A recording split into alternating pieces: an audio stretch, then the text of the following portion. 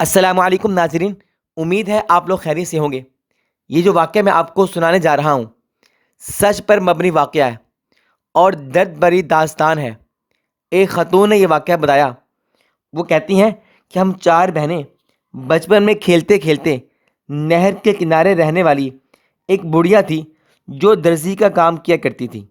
اس کے گھر جہاں پہنچتی، جو بیوہ ہونے کی وجہ سے سارا دن پیلو کے درخت کے نیچے گاؤں کے لوگوں کے کپڑے سیتی رہتی، اور ہم اس کی نصیحت آموز باتوں اور عبرت انگیز کہانیوں سے لطف اندوز ہوتے رہتے۔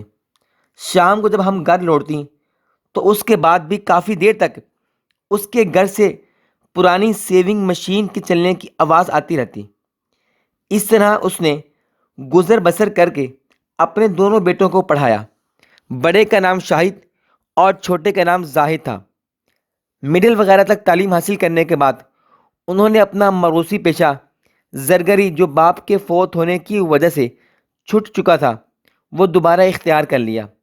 بڑے بیٹے نے تو گاؤں کو خیر باد کہہ کر شہر میں سکونت اختیار کر لی۔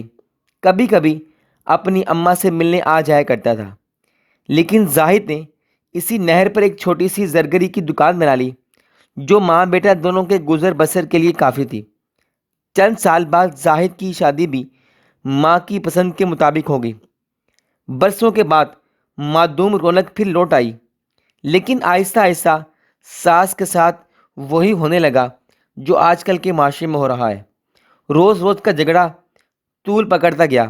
زاہد کا رویہ بھی اپنی ماں سے ذرا مختلف ہونے لگا، اور بیوی کی شوہر کے ہر روز کان بھرنے کی مشق نے بالآخر اپنا کام کر ہی دکھایا۔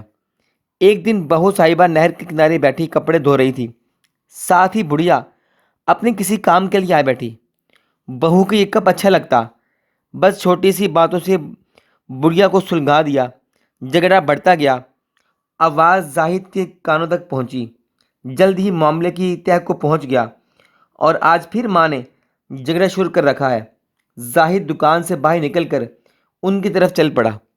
زاہد کو آتا دیکھ کر بیوی نے نہر کو سر پر اٹھا لیا، کپڑوں کو جان بوجھ کر ادھر ادھر بکھیرنا شروع کر دیا اور زور سے چلانے لگی، اس بڑھیا کو خدا کے لیے گھر سے نکال دو، اس نے میرا جینا حرام کر دیا ہے، وغیرہ وغیرہ۔ یہ ساری باتیں وہ دہراتی رہی۔ ادھر زاہد بیوی کی باتوں میں آ گیا اور متاثر ہو کر غصے سے لال پیلا ہو گیا۔ جو ہی ماں نے اپنی صفائی کے لیے لڑکتی ہوئی زبان کو حرکت دینا چاہی تو دوسرے لمحے زاہد کے ہاتھ اپنی ماں کے چاندی جیسے سفید بالوں میں تھے۔ اس نے اس بڑھیا کو چند قدم گھسیٹنے کے بعد چھوڑا۔ ماں چیختی رہی، میرا قصور نہیں، میری بات تو سن لے، لیکن اس بدبخت نے ایک نہ سنی اور گالیاں دیتا رہا۔ اس واقعے کے چند دن بعد بوڑھی ماں سردی کا اثر زائل کرنے کی غرض سے دھوپ میں گھر کے صحن میں کپڑا تانے سوئی ہوئی تھی کہ اچانک ایک وحشت ناک آواز نے اسے جگا دیا۔ کیا دیکھتی ہے کہ سامنے بیٹا آگ میں لپٹا ہوا چیخو پکار کر رہا ہے، ہائے میں مر گیا، پانی لاؤ۔ یہ کہتے ہی ماں کے قدموں میں گر گیا۔ بڑھیا نے جلدی جلدی ساتھ پڑے ہوئے پانی کے گھڑے کو اٹھا کر اس پر انڈیل دیا۔ تن کے سارے کپڑے جل چکے تھے۔ ماں نے اپنا دوپٹہ اس پر ڈالا، بڑی مشکل سے آگ پر قابو پایا گیا، لیکن بہت دیر بعد جسم کا کافی حصہ جلنے کی وجہ سے چیتھڑوں کی صورت میں گر چکا تھا، چہرہ دیکھنے کے قابل نہ تھا، اور دراصل یہ سب کچھ دکان میں رکھے ہوئے چولہے کے پھٹنے کی وجہ سے ہوا۔ دکان بھی جل گئی، خود بھی 3 دن بعد اللہ کو پیارا ہو گیا۔